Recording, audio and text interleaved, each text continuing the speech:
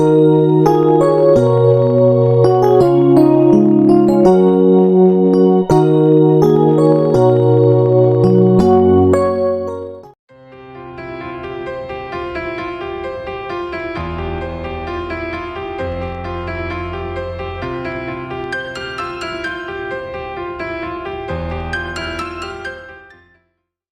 मैं नवांश कुंडली से संबंधित कुछ 10 सिद्धांत बता देता हूं। याद रखिए, लड़की की कुंडली में मतलब जातिकाओं की कुंडली में आकर्षण का प्रमुख कारक ग्रह मंगल होता है। अगर किसी भी जातिका की कुंडली में मंगल बहुत अच्छे बैठे होंगे तो वो जातिका आकर्षक व्यक्तित्व वाली, आकर्षित करने वाली होती है।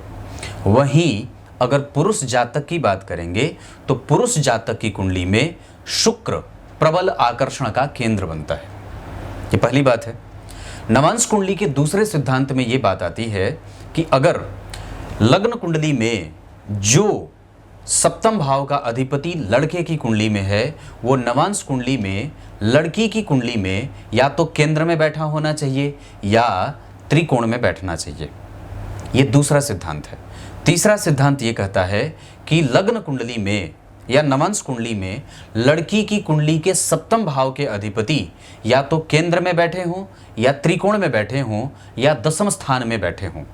केंद्र में 3 घर में बैठे हों या केंद्र में कहीं भी बैठे हों, पर वो जहां कहीं भी बैठे हैं केंद्र में, सप्तम भाव के अधिपति या तो लग्न में, चतुर्थ में, दशम में या सप्तम में बैठे हों। लेकिन अगर ये त्रिकोण में या त्रिकोण में बैठे हों या सिर्फ सप्तम भाव में भी बैठे हों तो इसे विवाह के बाद एक अच्छा सुख मिलते देखा जाता है। ये तीसरा सिद्धांत है। नवांश कुंडली से संबंधित बहुत अच्छा प्रबल सिद्धांत है कि जन्म कुंडली के पंचम और सप्तम या लग्न पे गुरु की दृष्टि कम से कम पड़नी चाहिए। जन्म कुंडली के सप्तम भाव पे गुरु की दृष्टि है, पंचम भाव पे गुरु की दृष्टि है। इसे सुखद और श्रेष्ठ दाम्पत्य की निशानी कही जाती है। यह आपकी कुंडली में अगर लागू है तो आपका दाम्पत्य कमजोर नहीं होगा। ये 5वां सिद्धांत है।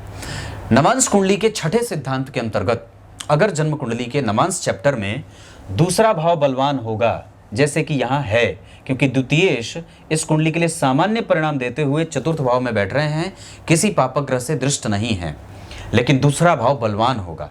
इस वजह से व्यक्ति का दाम्पत्य मौखिक रूप से बहुत अच्छा होता है।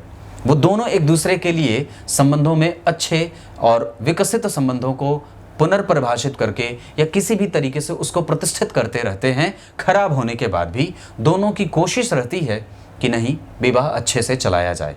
ये 6ठा सिद्धांत है।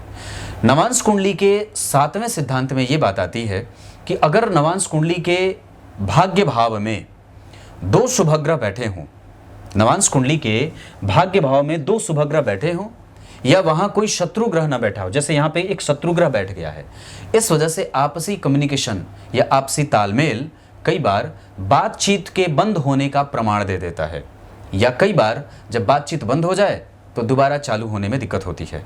ऐसी स्थिति में कि नवांश कुंडली के सप्तम या नवम भाव में, क्षमा करें, नवम भाव में अगर 2 शुभग्रह बैठे हों या परस्पर मैत्र ग्रह बैठे हों तो कभी भी दाम्पत्य में कम्युनिकेशन गैप नहीं होता और दोनों ही एक दूसरे के संग आगे बढ़ने के लिए लालायित और प्रयासरत भी रहते हैं।